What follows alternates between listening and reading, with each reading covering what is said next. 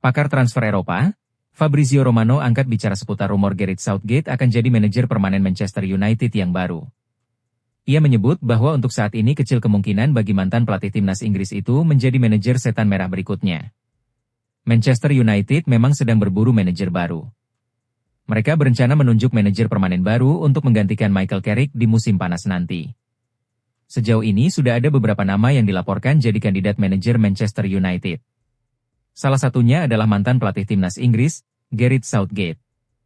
Romano baru-baru ini memberikan informasi seputar kabar Southgate akan menjadi manajer permanen MU yang baru. Ia menyebut bahwa kans untuk Southgate diangkat jadi manajer permanen MU masih kecil.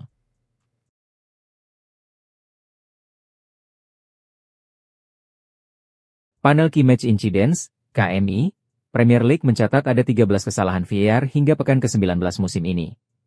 Angka tersebut lebih tinggi 3 kasus dibandingkan fase serupa musim 2024-2025 lalu. Meski meningkat, jumlah ini masih lebih rendah dibandingkan 2 musim sebelumnya. Pada 2022-2023 tercatat 23 kesalahan, sementara musim 2023-2024 ada 20 insiden. Panel KMI sendiri terdiri dari mantan pemain dan pelatih, ditambah perwakilan Premier League serta otoritas wasit. Mereka menilai setiap kejadian secara ketat berdasarkan aturan resmi permainan. Penilaian ini mencakup keputusan wasit di lapangan dan respons VAR. Namun, karena VAR hanya boleh masuk saat terjadi kesalahan jelas dan nyata, tidak semua kekeliruan berujung intervensi.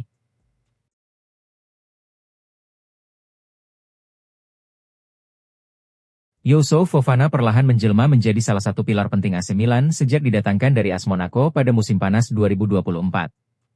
Gelandang asal Prancis itu langsung dipercaya mengisi lini tengah Rossoneri di berbagai ajang. Kontribusinya tidak hanya terlihat dari jumlah menit bermain, tetapi juga dari peran vitalnya dalam menjaga keseimbangan permainan Milan. Fofana dikenal sebagai pekerja keras yang membantu Rossoneri dalam transisi bertahan dan menyerang. Dalam kurun waktu relatif singkat, Fofana sudah mencatatkan 73 penampilan di semua kompetisi bersama Milan. Catatan 2 gol dan 12 assist menegaskan kontribusinya yang konsisten di sektor tengah. Pada musim 2025-2026 ini, Fofana kembali menjadi andalan dengan 21 penampilan sejauh ini. Ia telah menyumbang 1 gol dan 3 assist, sekaligus menunjukkan peran yang makin matang di bawah tekanan kompetisi level atas.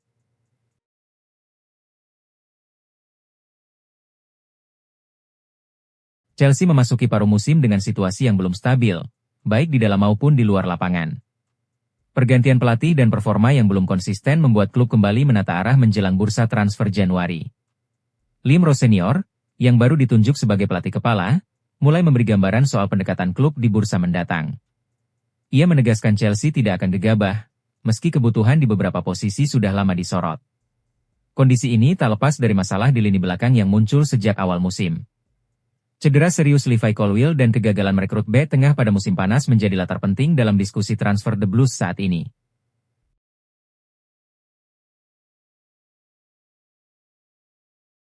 Manchester United kembali berada di persimpangan setelah keputusan memecat Ruben Amorim pekan lalu, menyusul 14 bulan periode yang dinilai mengecewakan dan penuh ketegangan. Perubahan ini memaksa klub mengambil langkah cepat demi menjaga stabilitas hingga akhir musim.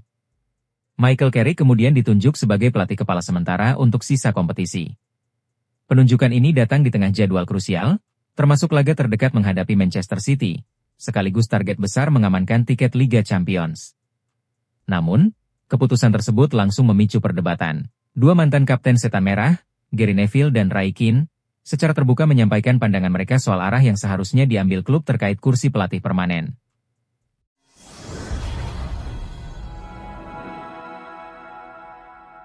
Di pertandingan lain, Hoffenheim mengamuk saat menjamu Mönchengladbach. Tak tanggung-tanggung, mereka melumat tim tamu dengan skor telak 5-1.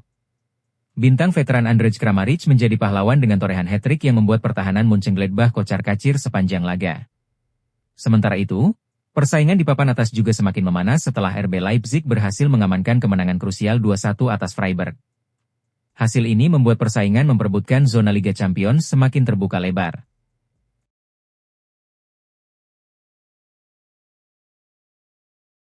Morgan Schneiderlin resmi menjabat sebagai manajer pemain pinjaman Strasbourg, hanya beberapa hari setelah Liam Rose Senior diumumkan sebagai pelatih baru Chelsea. Keputusan ini menandai kembalinya mantan gelandang Premier League itu ke klub yang membesarkannya. Schneiderlin, yang pensiun pada 2024, akan bertanggung jawab mengelola pemain Strasbourg yang sedang dipinjamkan ke klub lain. Peran ini menjadi debutnya di dunia manajemen setelah menutup karir bermain yang gemilang. Kedatangan Schneiderlin datang bersamaan dengan pengangkatan Gary O'Neill sebagai pelatih baru Strasbourg. Klub Liga 1 ini bergerak cepat untuk memastikan transisi setelah Rossenior meninggalkan Stade de la Mainau. Bagi Strasbourg, pengangkatan Schneiderlin bukan hanya soal pengalaman, tetapi juga ikatan emosional dengan klub. Mantan pemain timnas Prancis ini berkomitmen membantu perkembangan pemain muda yang berada di bawah kontrak klub.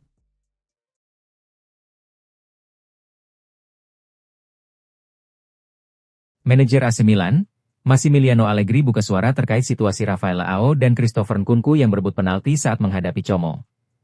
Ia menyebut bahwa dirinya yang menginstruksikan agar Nkunku yang mengambil penalti tersebut. Dini hari tadi, AC Milan bertamu ke markas Como untuk pertandingan lanjutan Serie A 2025-2026. Di laga ini, AC Milan berada dalam situasi sulit karena Como sudah mengungguli mereka sejak menit ke-10. Di akhir babak pertama, AC Milan mendapatkan hadiah penalti setelah Rabiot dijatuhkan di kotak penalti dan wasit menunjuk titik putih. Pada saat itu ada dua pemain Milan yang ingin mengambil penalti itu yaitu Nkunku dan Leao. Namun secara mengejutkan, Leao yang biasanya jadi algojo penalti justru tidak mengambil penalti itu. Nkunku kemudian ditugaskan menjadi algojo dan sukses menyamakan kedudukan menjadi 1-1 sebelum babak pertama berakhir.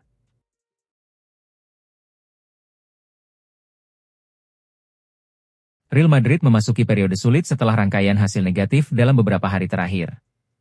Kekalahan di final Piala Super Spanyol disusul perubahan pelatih membuat situasi klub menjadi sorotan.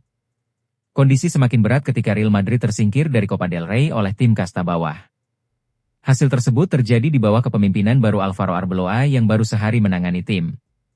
Manajemen klub yang dipimpin Florentino Perez disebut tidak puas dengan situasi ini. Meski demikian, keputusan besar disebut baru akan dipertimbangkan pada bursa transfer musim panas. Untuk saat ini, fokus Real Madrid adalah menstabilkan tim dan menjaga peluang di kompetisi yang masih diikuti. Klub masih bertahan di La Liga dan Liga Champions.